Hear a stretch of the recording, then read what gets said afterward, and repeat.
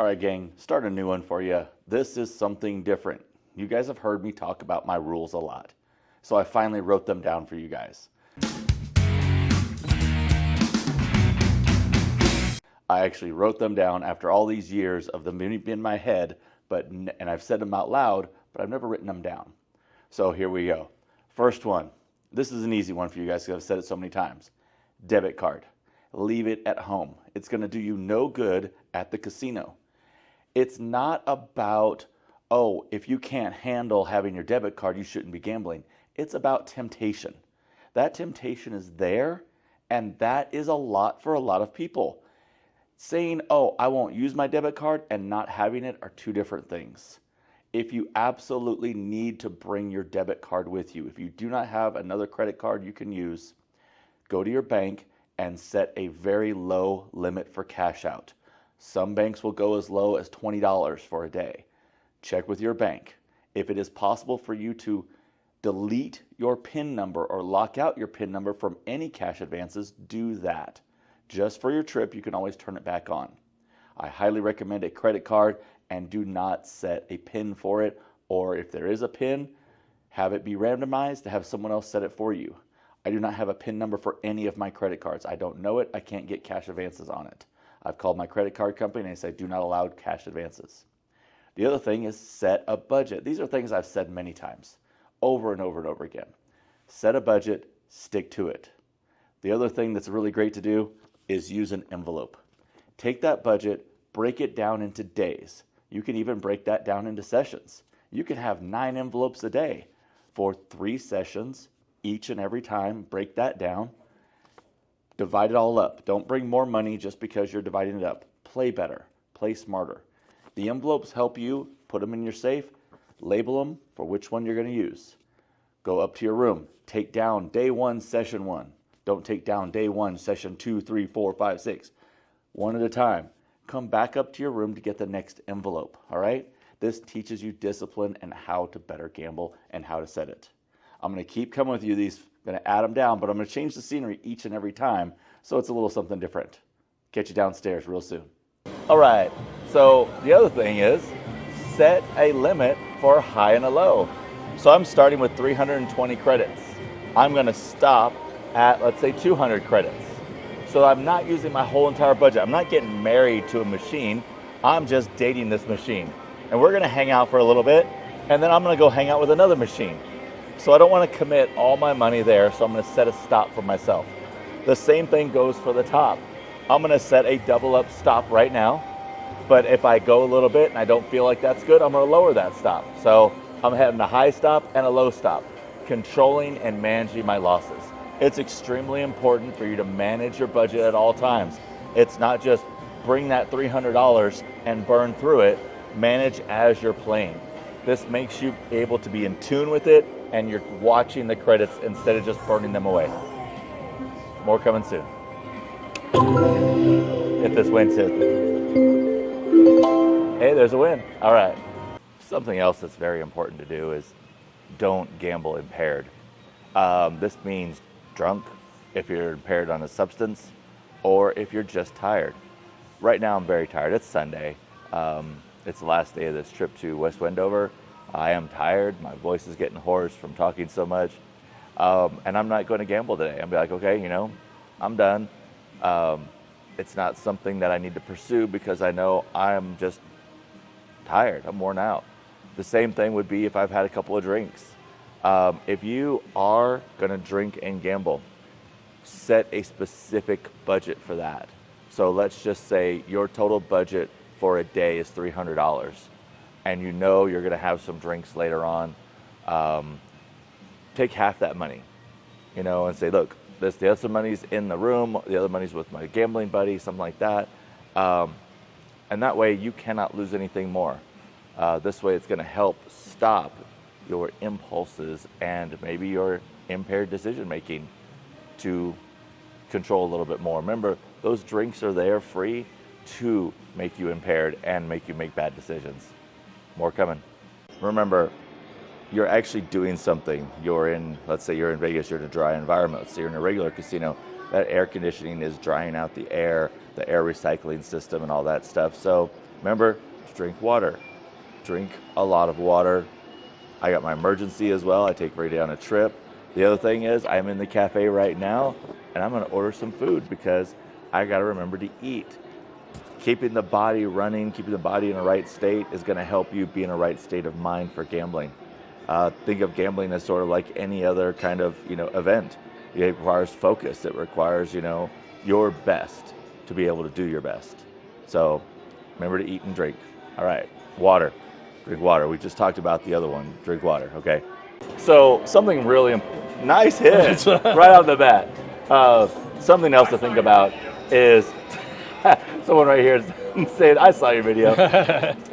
So something else to think about is gambling with a buddy. Mark here is my gambling buddy. We watch out for each other. We watch each other to make sure we're not slipping up. Yeah. There's times I'll be like, he's seeing me chase a bonus, which I admit I do. I try not to, but it happens. Same thing here. And so it's one of those things. You always have somebody who's in the right state of mind to give you that little reminder. Yeah. And really, it's more fun gambling with somebody else. You can share in your wins. You can console each other in losses. You can also do this. That. Hey, wait. Now he's going to win. No. No. So always think about that. Gamble with a buddy. Gamble with a friend. It's safer as well. You got somebody watching your back. You're watching theirs. You remind them when they leave their credits in the machine and all that. Yes. So we have more on this next tip. Another thing to do is take breaks. Enjoy the property. You're staying here. You're paying for it. You might as well take a minute to relax. Go by the pool. Have a drink. Take in some sun. Get some fresh air. Get away from the smoke and the noise. Take a break. Walk around the property. Walk around the area. Look and see what's going on. Look and just explore. Get out of the casino. It's not everything there is to see on a property. Relax. Enjoy your trip. Don't get all crazy over it. More coming.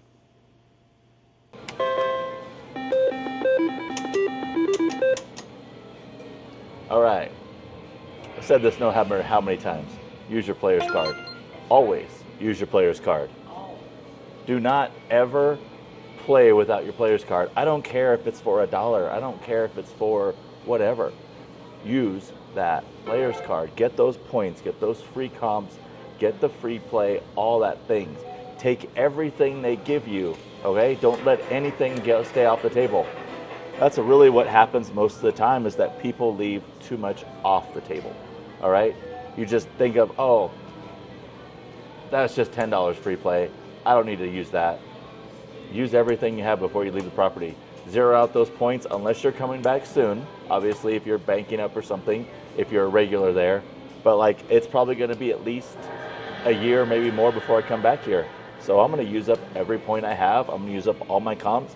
And when those offers come in the mail, I'm going to look at them and evaluate them if I'm going to come back or not. So, good thing right there. Keep playing. All right, another great tip, a rule of mine, is every time I get an offer in the mail, email, card, offer, whatever, I read that offer carefully. I make sure to go over and see how does it benefit me. Is this something good for me? Do I need to look into it more? Is it something that's actually a benefit? A lot of times offers are to get you there and get you playing. So if you're having to do a trip, like a flight or something, make sure that the offer is in your best interest, not in the casinos, all right? More coming. All right, I know this one's hard to do, but don't play with your winnings, all right? I know that sounds a little strange. So you brought a budget to the casino. Let's just say, for instance, it was $200 and you win $20. What do we commonly do? We put that $20 right back in. That was a win, but you didn't really catch that because you just put it right back in. Instead, get in the habit of cashing out those wins and then starting back with the original budget. Let's just say, for instance, you put all $200 into one machine. Not a great idea, do not recommend it. However, if you're up to $220, cash out. Take that $20, put that in your cash box, which you know we sell, put it in your pocket, put it somewhere else. Don't play with that. Play with that original $200. That's what you brought. That was your budget. That $20 is going home with you. all right? So think about that. You instantly have a tenth of your budget that's going home with you. You do that 10 more times, you're breaking even. So try to keep that in mind. Keep those winnings, really understand what you're putting back in the machine, and don't just give it all back. That's horrible to give all back. Okay, something else. Don't marry a property, all right? You're gonna go and you're gonna have your favorite properties, that's for sure. MGM is my favorite properties, I'll admit that freely.